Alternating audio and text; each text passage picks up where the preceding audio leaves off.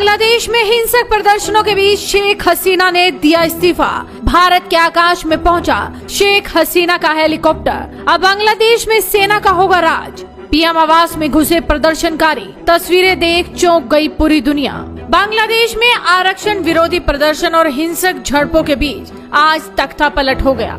पूरा बांग्लादेश जल रहा है। प्रधानमंत्री शेख हसीना ने इस्तीफा दे दिया और राजधानी ढाका को छोड़ दिया। बताया जा रहा है कि पीएम शेख हसीना और उनकी बहन रेहाना गण भवन छोड़कर भारत पहुंच गई है। हिंसा को लेकर शेख हसीना भाषण रिकॉर्ड करना चाहती थी, लेकिन उन्हें ऐसा करने का मौका नहीं मिल सका और इसी बीच प्रदर्शनकारी पीएम आवास में घुस आए हैं। ये घटना ऐसे वक्त में हुई है जब बांग्लादेश के सेना प्रमुख वकारुज्जमान कल भीषण झड़पों में 98 लोगों के मारे जाने के बाद आज राष्ट्र को संबोधित करने वाले थे। पिछले महीने शुरू हुए विरोध प्रदर्शनों से अब तक मरने वालों की संख्या 300 से ज्यादा हो गई है। प्रधानमंत्री हसीना के इस्तीफे की मांग कर रहे सैकड़ों हजारों प्रदर्शनकारियों ने कर्फ्यू का उल्लंघन करते हुए राजधानी की सड़कों पर मार्च किया और जिसके बाद शेख हसीना के इस्तीफे की खबरें देखने को मिली। हिंसा के बीच हालात बेहद खराब हो गए। प्रदर्शनकारियों ने शेख हसीना की पार्टी आवामी लीग के दफ्तर में आग लगा दी। भीड़ ने गृह मंत्री असदुज्जमान खान के घर को भी आग के हवाले कर दिया है। प्रदर्शनकारी पीएम हाउस में घुस आए हैं। उन्होंने पीएम हाउस पर कब्जा कर लिया है। सोशल मीडिया प्लेटफॉर्म पर इसके कई फुटेज वायरल हो रहे हैं, जिसमें बांग्लादेश के पीएम हाउस के बेडरूम में प्रदर्शनकारियों को आराम फरमाते देखा जा सकता है। प्रदर्शनकारियों को पीएम हाउस के लॉन में भी टहलते देखा जा सकता है। नमस्कार।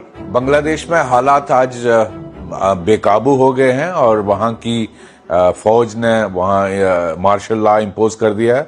वहां के प्रधानमंत्री शेख हसीना वहां से हेलीकॉप्टर में किसी अनडिस्क्लोज लोकेशन के लिए टेक ऑफ किया है और अब माइनॉरिटीज की जिंदगी वहां खतरे में है। मैं समझता हूं भारत सरकार को सभी स्टेप्स लेने चाहिए ताकि जो माइनॉरिटीज हैं उन पर हमले हो रहे हैं उनको बचाया जाए और वहां की फौज हालात को जल्दी से जल्दी अंडर कंट्रोल लाने की कोशिश करे।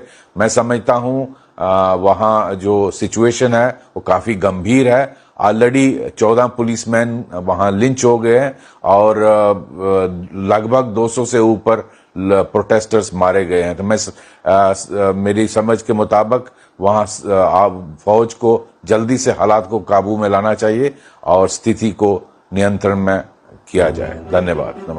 वहीं शेख हसीना के इस्तीफे के बाद बांग्लादेश सेना के प्रमुख जनरल वकारुज्जमान ने प्रेस कॉन्फ्रेंस की। उन्होंने कहा कि आपकी जो मांग है उसे हम पूरा करेंगे। देश में शांति वापस लाएंगे।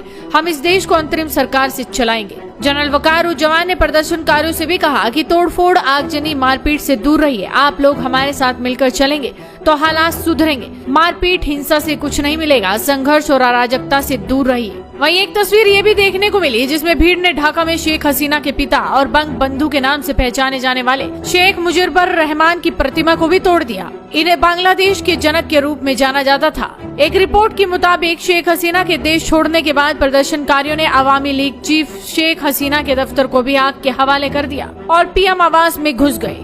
बांग्लादेश में कानून व्यवस्था की स्थिति को देखते हुए बीएसएफ ने भारत बांग्लादेश सीमा पर हाई अलर्ट जारी किया है। बीएसएफ के सीनियर अधिकारी ने कहा बीएसएफ डीजीपी कोलकाता पहुंच गए हैं। बांग्लादेश में बगावत के बाद भारत में भी अलर्ट है। फिलहाल पड़ोसी मुल्क बांग्लादेश में हालात बिगड़ चुके हैं। शेख हसीना ने देश छोड़ दिया है और भारत में शरण ले ली है। देखना यह होगा कि आने वाले वक्त में बांग्लादेश के हालात किस तरह से सुधरते हैं।